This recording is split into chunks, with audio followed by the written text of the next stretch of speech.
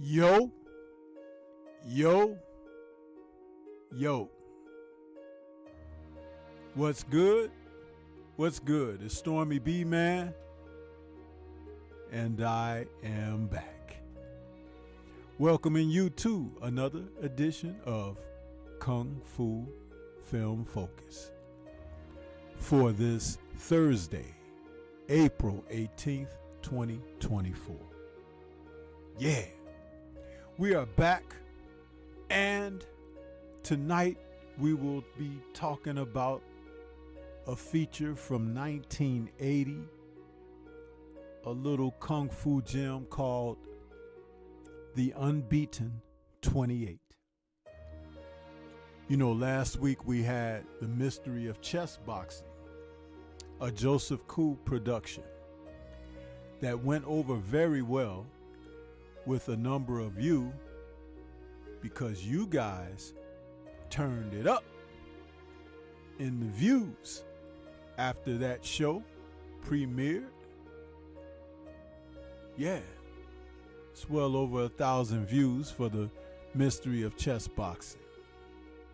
So I thought I'd come back with another Joseph Koo production, pretty much starring a number of the same cast members who were essential to that film in this film, with the addition of the new lead, but not new according to the Kung Fu film, but for this Joseph Koo production, Meng Fei, a veteran of the martial art film, who from its initial boom in the early 70s, Meng Fei found himself cast as a lead, and it goes all the way back to 1972 when he starred in The King of Boxers.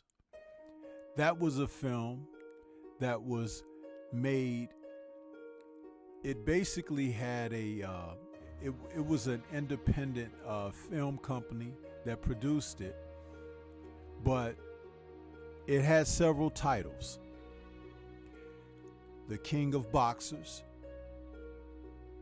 The King Boxer, Shogun Avenger, and Hands of Death.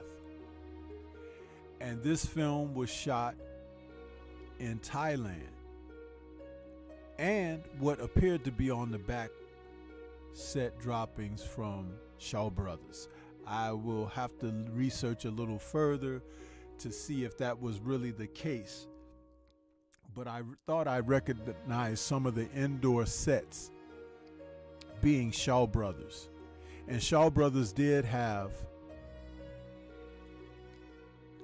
sub-releases that they produced or backed, you know, but it wasn't necessarily a Shaw label film. So like a co-production company under the sleeve or umbrella of Shaw Brothers.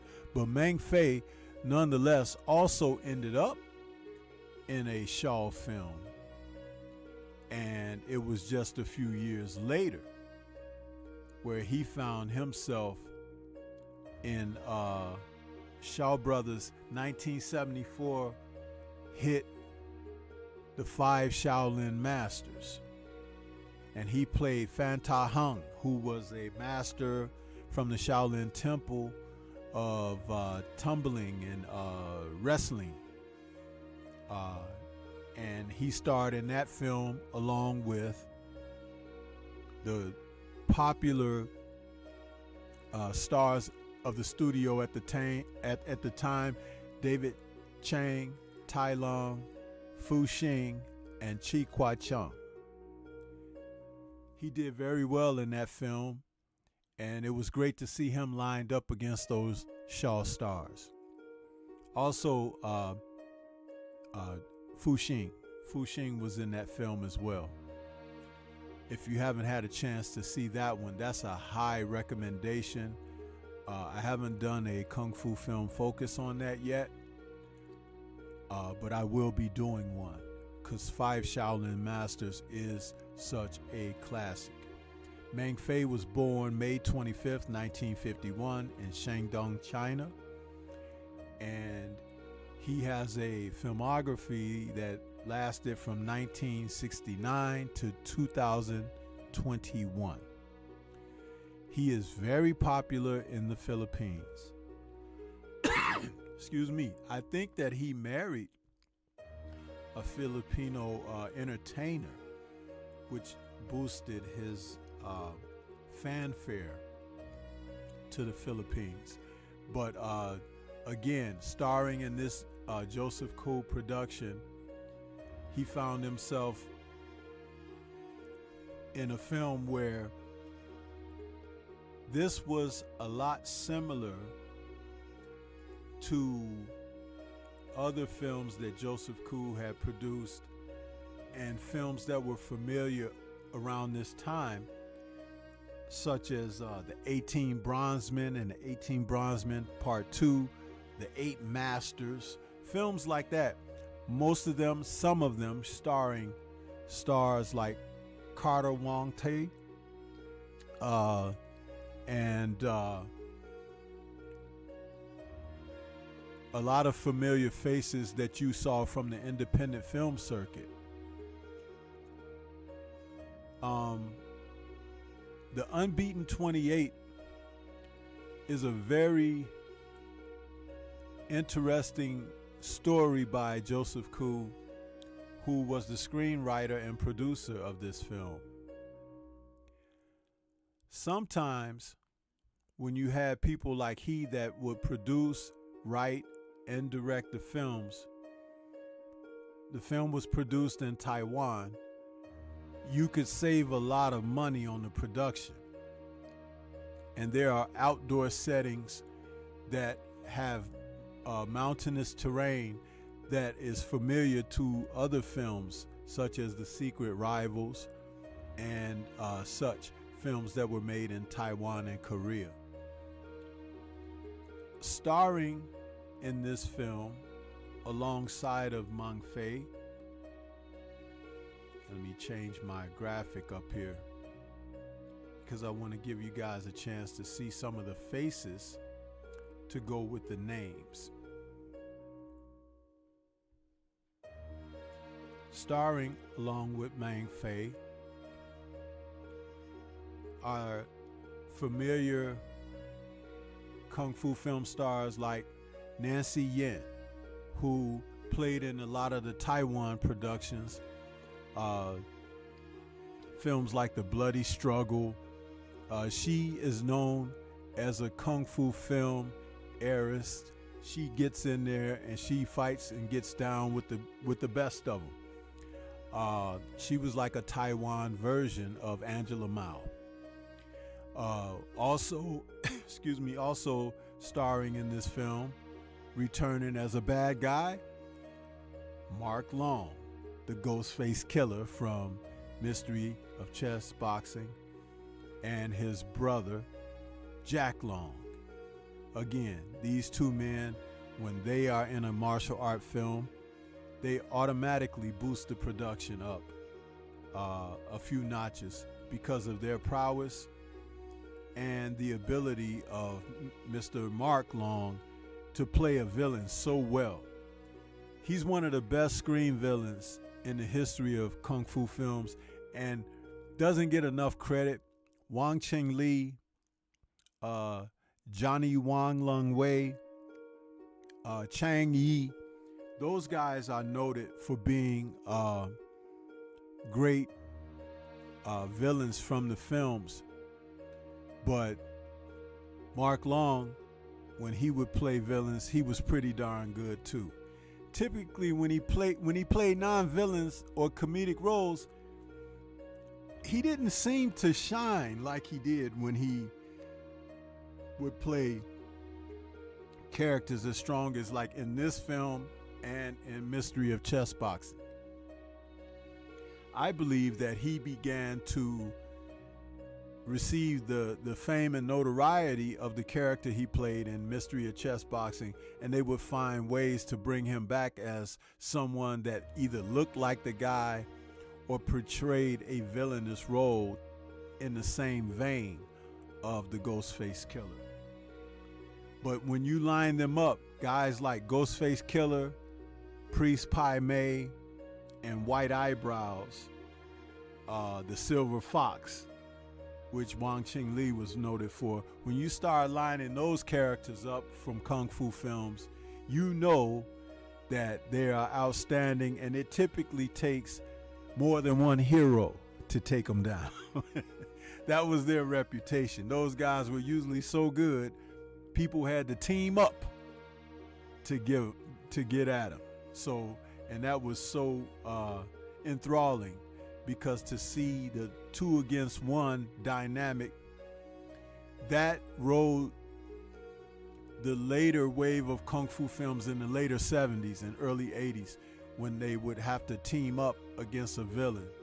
The choreography usually was outstanding because you have to find a way to be offensive and defensive with 3 different fighters who fight different ways, 3 different ways. So, and typically it would be the villain had a style, and the 2 heroes fighting the villain would have differing styles. So you're talking about 3 different styles coming together on the screen, and the choreographers had to make it look good, make it look effective and real. And that became something of a challenge, but audiences really appreciated it when you could see it done well.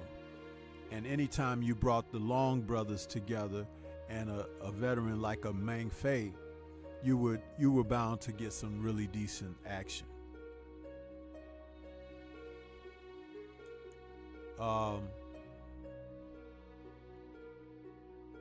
Co-starring along with these veteran actors here were a couple of more. We had Kang Nam. Kang Nam was known from some of his Taiwan films. He had a starring role in one called Revenge of Fist of Fury. And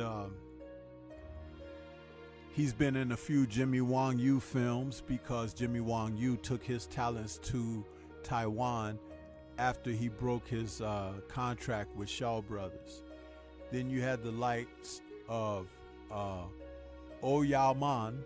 Oh Yao Man, you've seen him in many different films, but in this film he plays a priest of the temple where the baby Meng Fei was brought up as a kung fu fighter. Also, we had Jenny Chang Wing Wing. Jenny is also a veteran of the martial art film circuit and Taiwan films. Her face was seen in a few productions, and though she never became as big as someone like Jenny, Nancy, excuse me, I got their two names mixed up. Although she didn't become as famous as Nancy, she still played in a number of roles. I think her overall career, she was in 6 films of the martial art ilk, and her career went from 1979 to 1982. She was in The Mystery of Chess Boxing with Joseph Kuza under his direction, The 36 Deadly Styles, The World of Drunken Master, The Unbeaten 28, and The Flyer of Young Prodigal. Again, like I said, if you watch Kung Fu films, you've seen her face before. To go back to Nancy Yen, her career lasted a little bit longer. As a veteran female heroine, she starred in films from 1969 to 1982. She starred in a total of 44 films, not all martial art films, but enough of the titles that you would remember. Starting with films like The Chow Chow Guy. She was in that film, Ma Su Chen, which is also known as The Bloody Struggle, where she played the lead character, Ma Su Chen, who was the sister of Ma Young Chen. And this was a sequel to Jimmy Wong Yu's film where he played Ma Young Chen. And films like Triangular Duel, The Revenge Dragon, Black Panther, Iron Man, The Fearless Golden Dragon, Dragon and Tiger, The Dumb Ox, Deadly Fists of Kung Fu, The Dragon Missile, Clans of Intrigue, The Seven Grandmasters, Death Duel, Militant Eagle, The Smart Cavalier, Born Invincible, The Flying Guillotine Part 2, and others. I'm just naming some of the more popular titles because if you are a lover of these films, you've seen her, Nancy Yen, in these productions. So just know that, just trying to give you a little background so that when you're seeing these people, you kind of know that they were really a part of something special. The Kung Fu film genre took off like no one expected. Samurai films were popular before Kung Fu, but hailing from Japan, samurai action was typically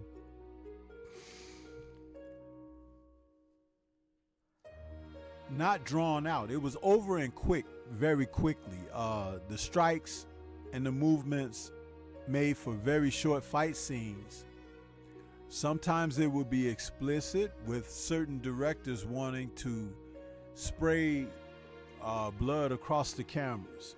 Other directors believed in not showing any blood at all, but showing the fighters reacting to being stricken down and falling like a sack of potatoes in a short instant.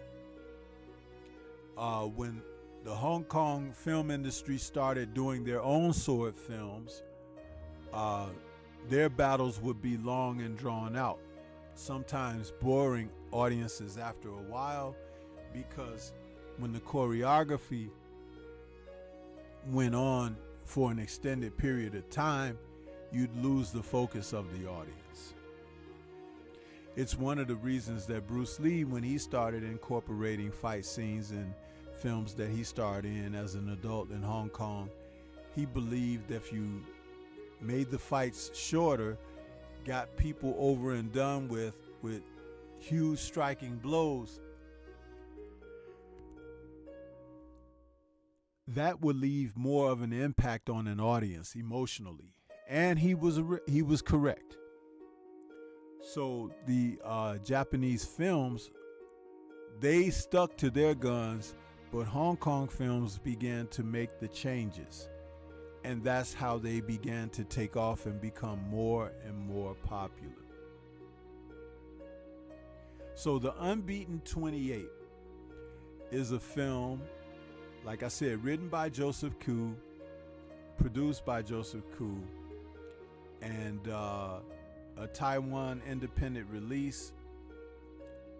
It's a 90-minute film, and the plot is such. The leader of Kong Tong clan, played by Mark Long, as a ruthless warlord who is a master of 26 styles, which gives him a tremendous advantage over normal martial artists.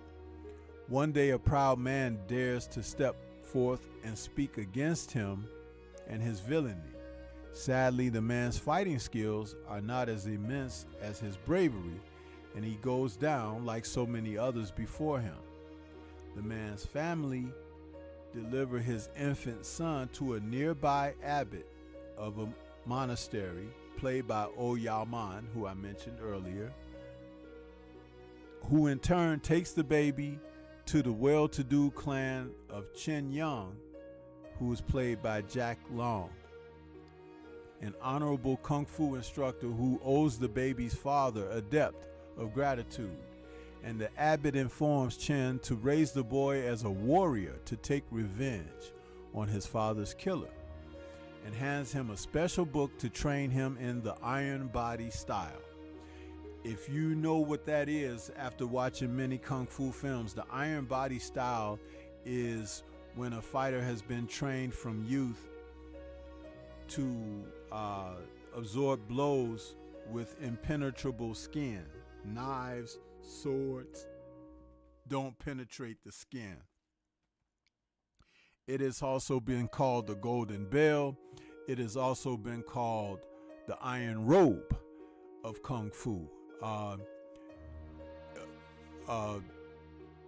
Carter Wong in Born Invincible, that was his style. He had a Tai Chi based style, but he had studied the Iron Robe, so his flesh was impenetrable, and they had to seek out where his vulnerability is, because when fighters study like that, there is always a window or a gateway to their vulnerabilities, and that's something that is covered in any of these films where they talk about the fighters and studying up like that.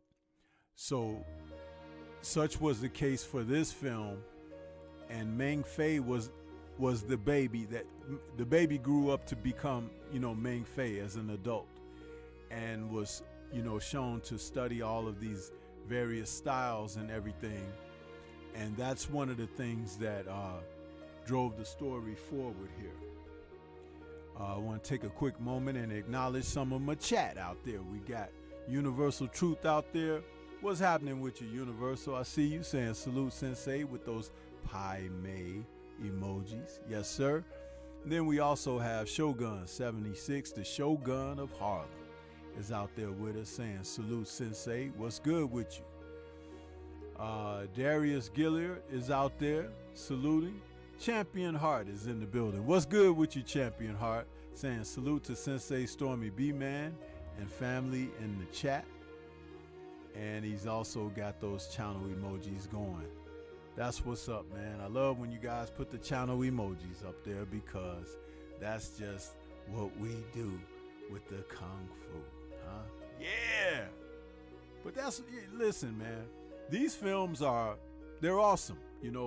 We see so many things and sometimes don't have a way to express or to talk about it, which is why I come out here and I talk about these films. I try to do as much research as I can to get you a little background on the people, because this was from a different place. It's from Southeast Asia, a lot of these films. And though we saw them in the theaters and some of the faces became familiar as we would watch more and more of this fare, but you would be surprised to find that these people didn't know anything about us.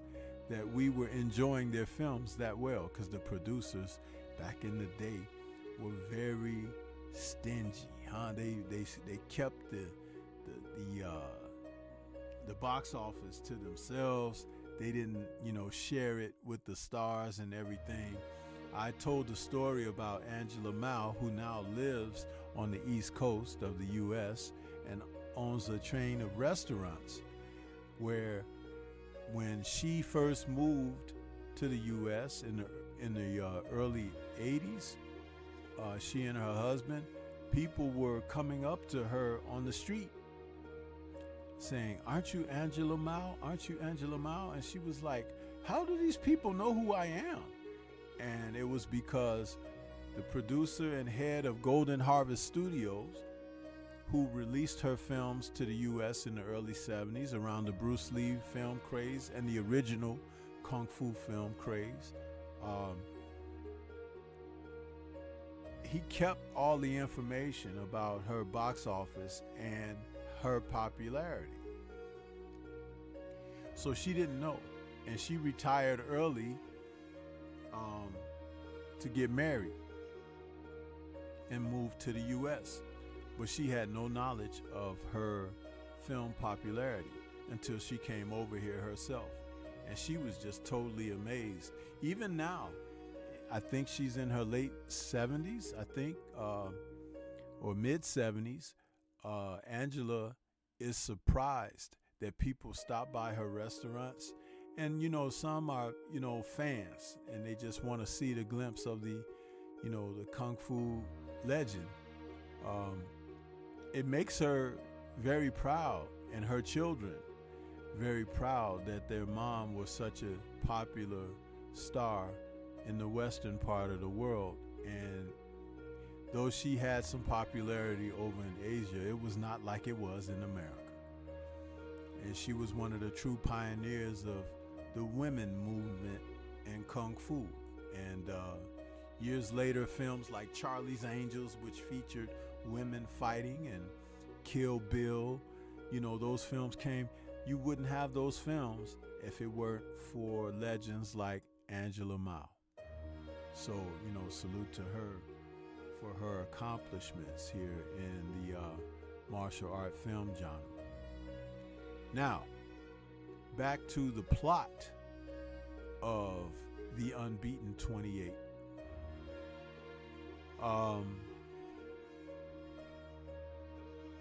One day, when Chen Young labors over the kid's training, he leaves his family unprotected. This allows Yen Chang Yi to kill the rest of his clan.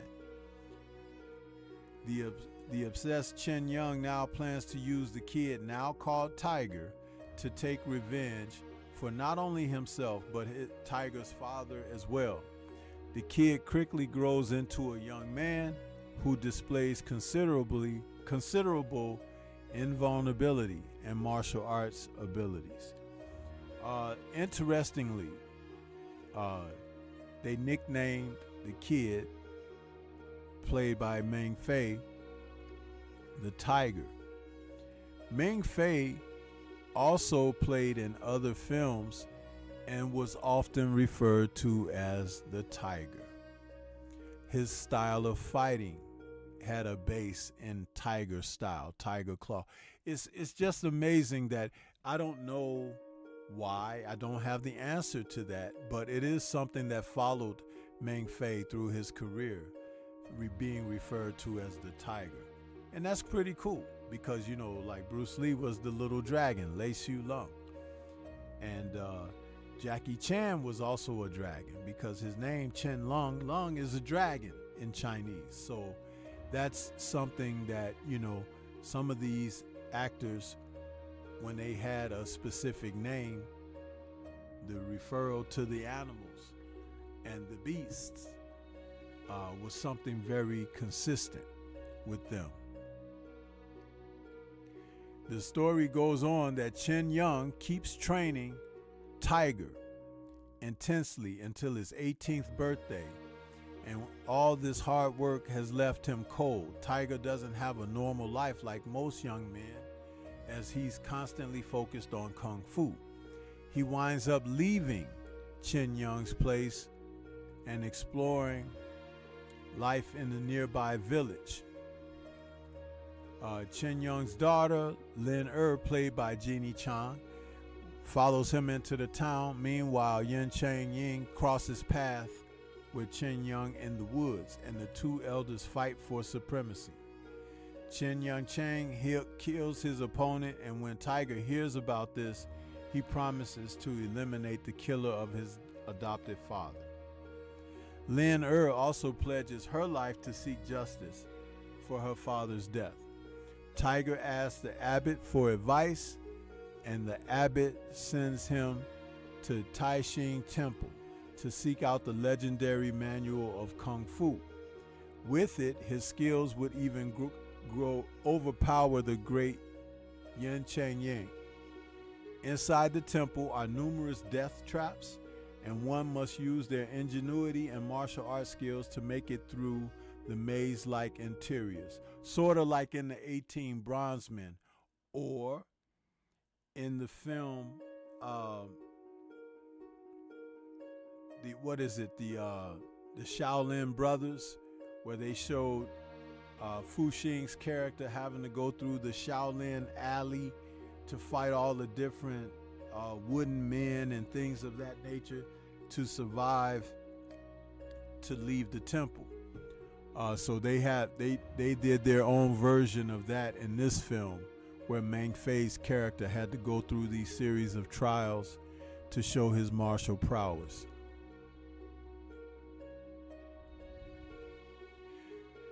It goes on to say that no one has ever made it through the Taixing Temple alive, and Tiger was trained since birth to become a superhuman fighting machine, and he must use every skill that he has learned if he is to make it through this Temple of Doom and secure the mystical Kung Fu manual.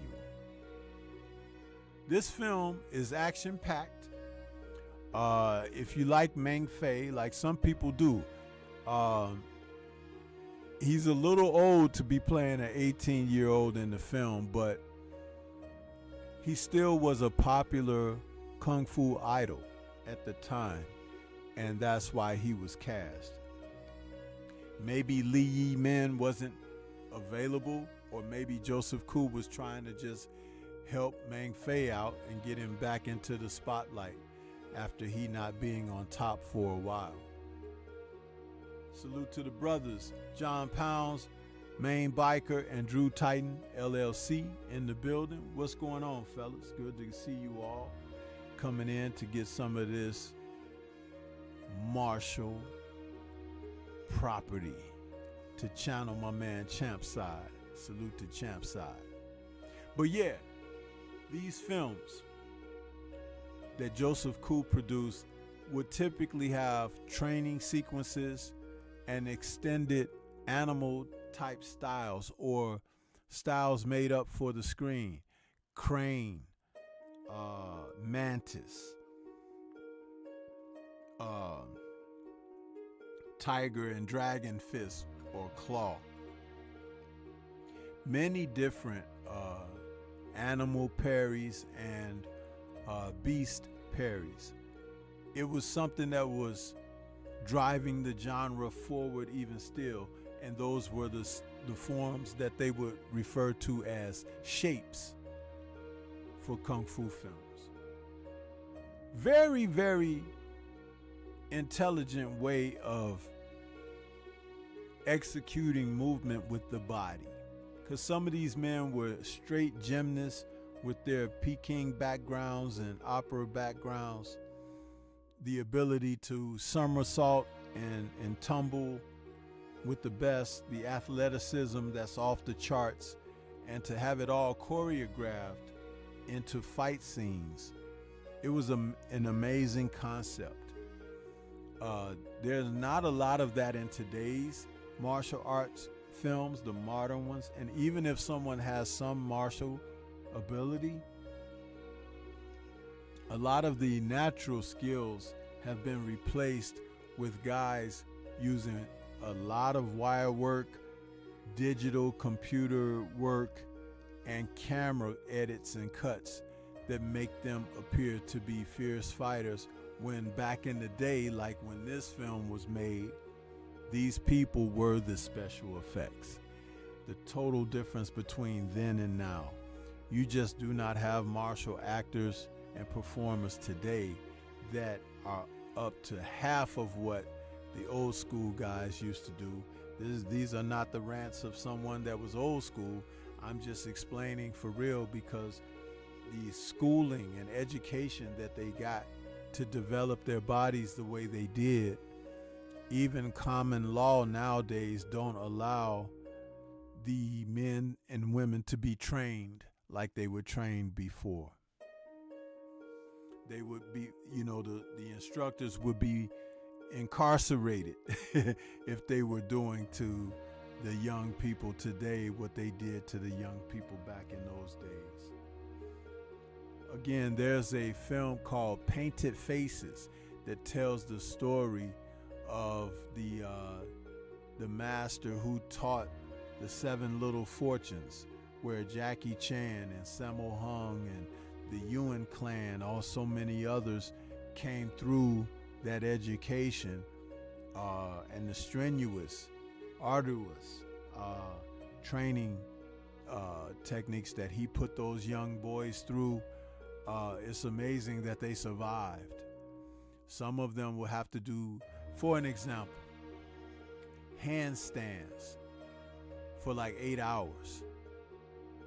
Handstands. Now, you're 8 hours on your hands, people. Feet up in the air. Do you know that all the blood is rushing to your head and everything? It's like your arms are trembling. You fall over.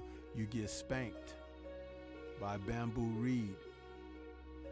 And just different things. It's like, but that's just an example. Some of the flexible skills that were taught, where they were basically separating their limbs and everything, but he would make them endure the pain until the pain threshold was nearly nothing anymore, and their bodies were just as flexible as a willow leaf or something. It just intense stuff all the way around. That was straight up child abuse. But they did it. Some people were so poor that they would sell their children to these opera schools and everything. And in the end, those kids would grow up and become stuntmen or acrobats for various productions. And when the film industry began to look for more and more talent, because the stunt aspect of the films was increasing, a lot of them would get jobs with the studios. A lot of them joined triad gangs and to make extra money. They became strong-arm guys who would, be like collectors and things of that nature. There's a whole history there that you guys have no idea. It's like just an amazing situation. But Unbeaten 28 is known for its training sequences. Like I said, Meng Fei, this is kind of like his version of 18 Bronzemen, okay? Where he was, just put through the trials and everything. The end fight sequences were not as strong for him in this. And it was noted that he did his thing, but it wasn't like the other films by Joseph Koo. But I still like it because of who's in it, and I'm so familiar with the actors and actresses here. It's tolerable. I like it. Is it highly recommended? Not necessarily, but if you did like films like 18 Bronzemen or Born Invincible, then you might find this one entertaining, or even The Mystery of Chess Boxing. So just let that be known, you know what I'm saying? That's what's up. So, but yeah, man. But yeah. Salute to Dr. Mark out there. I see you out there saying blessings to the God, the sensei, Stormy B, man, my brother of elevation, fam, and the gods and beautiful goddesses of the mighty LDBC, Kung Fu Film Focus family. Yes, sir. And he says, is the volume low on my in chat family? My volume is going up and down. I don't know what's up with that, man, but I'm just trying to make the most of it as I can. You know, I'll turn that music down a little bit. I know that'll help if you hear more of me and less of that music. But the music is just for ambiance. You know how I do it. But forgive me if it was a little louder than it needed to be. So I apologize. But Stormy B, man, be trying to do what he can. You know what I'm saying? It's like, that's it, man. I just be trying. You know what I mean? So that's what's up. So yeah. So yeah. But Ming Fei was, you know, he was always a favorite of mine. I don't know why that some people don't talk about him that much, but films like I said, he had King Boxer, then he had the Prodigal Boxer, where he was the first one to play Fang Si Yu in the Prodigal Boxer. And in that film, he was pretty cool in that. You know what I mean? Yeah.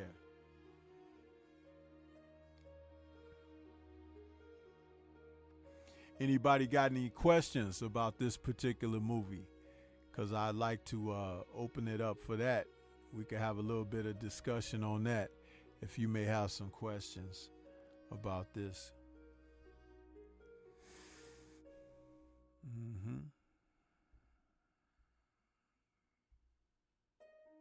Yeah.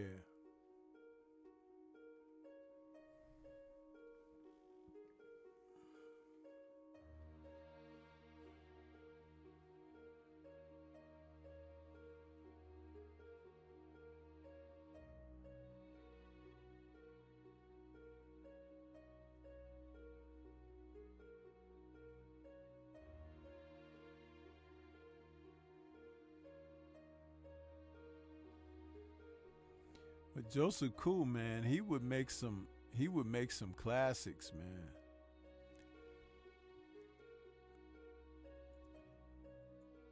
His filmography for the time. And that picture that I got of him up top over the poster, that's him as an elderly sort, you know, but when he was a younger man, I mean, his filmography went from 1958 to 1995. He directed 74 films.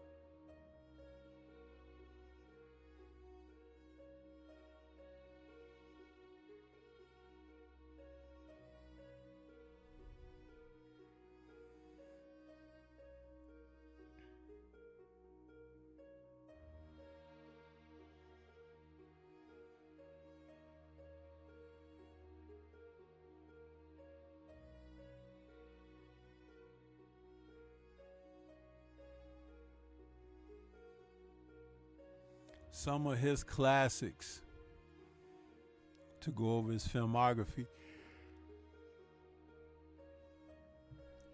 were films that some of you may recognize the title, some of you may not.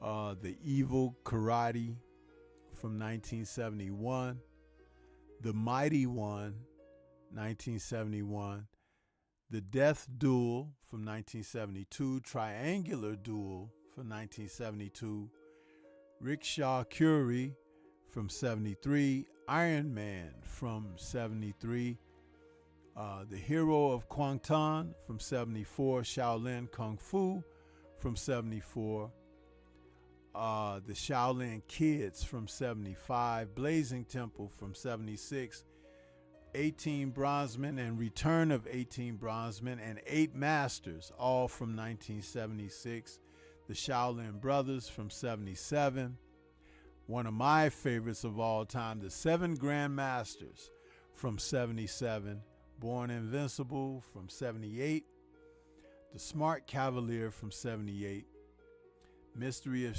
Chess Boxing from 79, 36 Deadly Styles from 79, Dragon Claws, The Fearless Duo, The Old Master, which is a film that is starring Jackie Chan and the Seven Little Fortunes master in that film, The Old Master. Check that out if you haven't seen it. It's been remastered also. The World of Drunken Master from 79, The Unbeaten 28 from 80, Shaolin Temple Strikes Back from 83. Yeah, so he was very prolific in his film and what he did, Joseph Koo. So there was a lot going on with this man, you know what I mean? So just know. Yeah.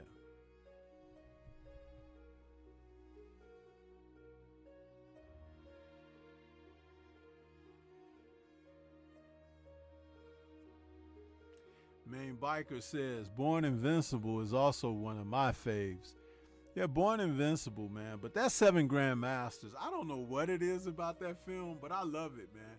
I love the 7 Grandmasters. I did a Kung Fu film focus on it already. So, you have to be a member. Members only can go back and watch my Kung Fu film focuses because I made them unavailable for just the public consumption because they, they be coming after Stormy, and doing certain things. So I say, okay, if you really support me like that, then you can be a member and go back and watch my fare. If you're not a member, then, you catch me when I'm live or if I decide to re-upload something.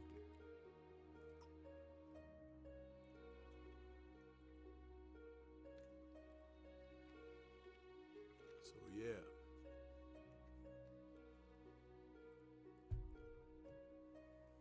But Kung Fu, it is what is the make of order, man. Let me tell you, I love these films. Yep. Love me some Kung Fu movies.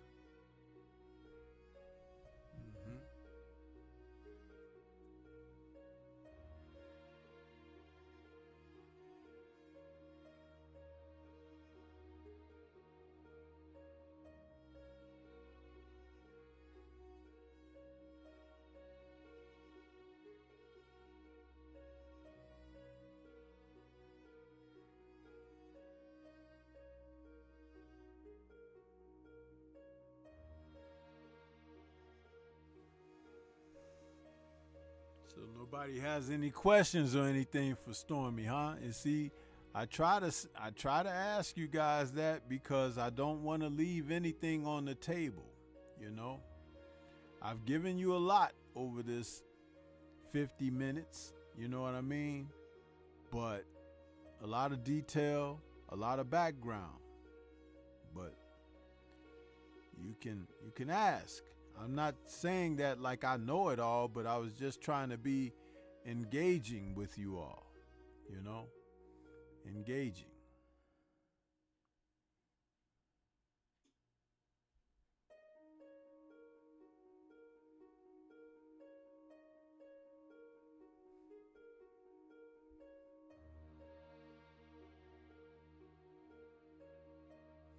Shogun 76 says, these films have been a part of my life for as long as I can remember. Me as well, brother, me as well.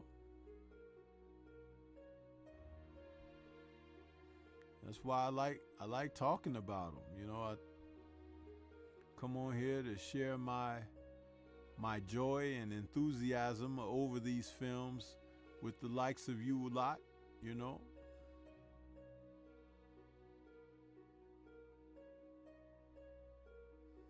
Yeah.